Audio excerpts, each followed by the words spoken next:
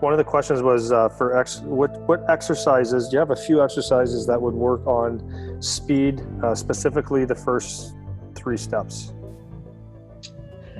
You liked your loaded questions. Oh yeah, it's never easy with me. Unfortunately, it's a complex answer. I'll try and simplify it. So factors that contribute to speed is, and I'm going to order this in importance.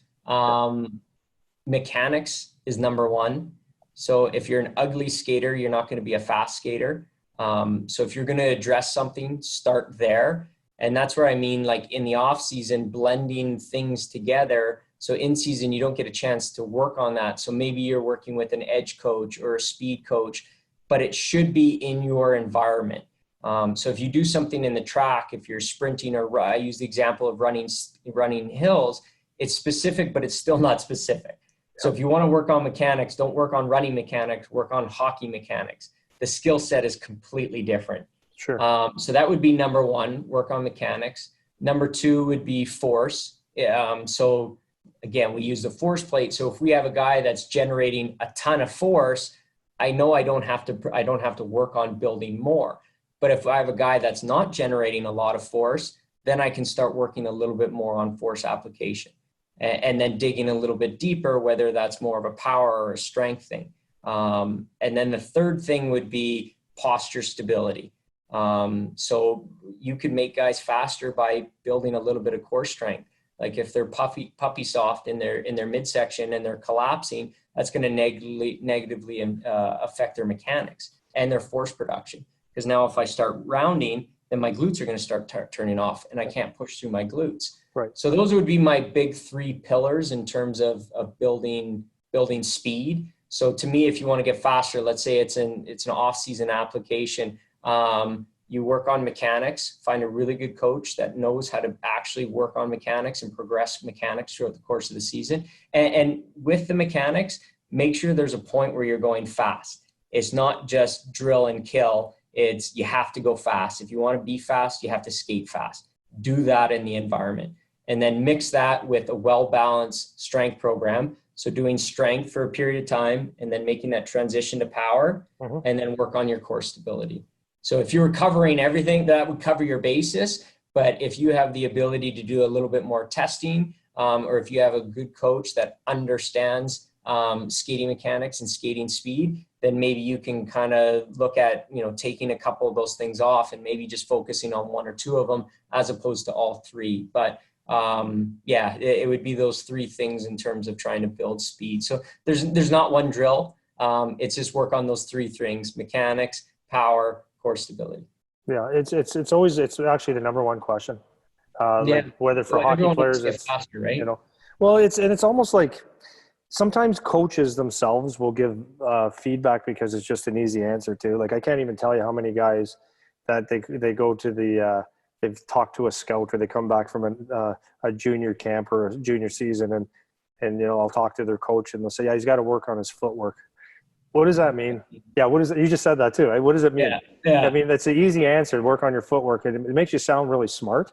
But when you actually ask why a couple of times, they're like, well, the footwork. No, I'll do what I do. But so that question is very loaded. And I think, sorry to cut you off, but even most footwork drills, like let's say ladder drills, for example, you're not going to get faster doing a ladder drill. It's too non-specific. It's not going to help a hockey player.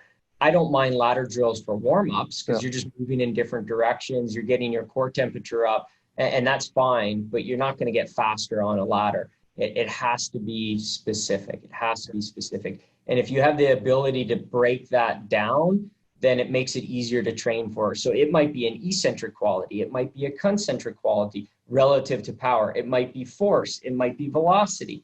So there's different areas within that realm. I think as you start getting a little bit older, you can start getting a little bit more specific. But at the end of the day, in that category, I think it's important to build the right amount of strength for your sport, and then kind of go from there. Yeah, I'm pretty big on the eccentric and the deceleration because, like in hockey, you're changing speeds a lot.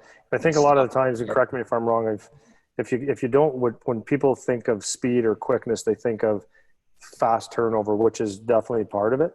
But what can offset that a little bit is also generating like a lot of force to get to a place, right? Totally. The eye test doesn't always count. No, and sometimes turnover can be part of that force category, and that's what I mean, the velocity versus force. So force being more strength-based exercises, velocity would be faster exercises, which would help with that turnover. Because sometimes guys are just really slow on that recovery leg, right? Like they get into full extension, then it takes them a really long time to get that leg back underneath the body. So those guys, you can work more on velocity. So that's where you're applying faster exercises in the gym. And then on the on-ice stuff, that's where you're focusing even more on drills where you're going fast. And if you have somebody that's experienced with an older athlete, you might even consider doing some overspeed stuff with that particular player. Yeah. But I get that question all the time, and I always laugh before I say something because it's such a loaded question. It's not that simple. There's not one magical exercise out there. Yeah, no, I agree. And it ends up being simple. Like one of the other things you could always think about, if you train like a 95-year-old lady, you're probably not going to be fast. Train fast. At the end of the day, do that. Like it can be such a, like I come from the track and field world, and that can be a big mistake with track and field is you do all these sexy drills and you get really good at drills, but you don't know how to put it together. So it's important that you have pieces in there where you're running fast. And it's same with trying to get fast in hockey. You have to have pieces in there where you are skating fast. Yeah. One more thing for you. I was telling you, I was had Delestro on about a month ago from San Jose. We were talking about speed quite specifically. I mentioned to him, I did some reading from Boyle, Mike Boyle. Is it Mike Boyle? Yeah, Mike Boyle. He was talking about the flying 10s and flying 20s. I don't know, you're probably familiar with those. And Delestro said, yeah, and he said contrast training would be as beneficial or maybe more beneficial. Yeah, so I do quite a bit of that in the gym. So it's basically pairing, let's say, a strength exercise that's going to potentiate, so make your, let's say, plyometric exercise, if it's a complex that's complemented with that, that's going to make that better. And the nice thing about doing that is, as long as you're picking the right plyometrics that match the ground contact times for hockey, that's a great way to work on speed in the gym, because you're taking a strength drill, a force-based drill, and then you're teaching the athlete right away how to apply it. So it's like me talking about just doing track drills and you never run fast. It's the same thing. If you just do squatting and you never move fast, then it's not going to apply well. There won't be a lot of transfer. So yeah, complex, contrasting, French contrasting, those work really well. Yeah. And then with fly sprints, what Mike Boyle was talking about, they can be well. So for those that don't know, fly sprints is you're going slow, you have a little bit of lead up, and then you excel, which is hockey. Like for the most part, unless there's a whistle, we're always in motion, we're always gliding, we're always moving. So you have to go from a glide or a slower stride to an acceleration. So that's kind of what he's referring to working on. But again, the best place to do it is in the environment. You want to do that on ice where you have skates on and you're working with skating mechanics, all that kind of stuff.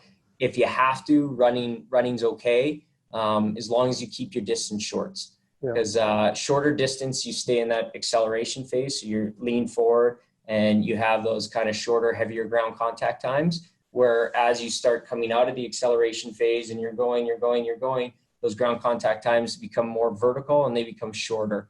So if you think of a 100-meter race, right? The first little bit, they come out of the blocks and they're like this, more specific for hockey. Once they get north of like 20 meters, then they start getting a little bit more upright and then less specific for hockey. Right. So all the kids out there that train with me, and we do those 505s, what I call 505s on the ice, and you hate them, that's what this is about, is that quick burst of speed from a glide and a change of direction to redo it. So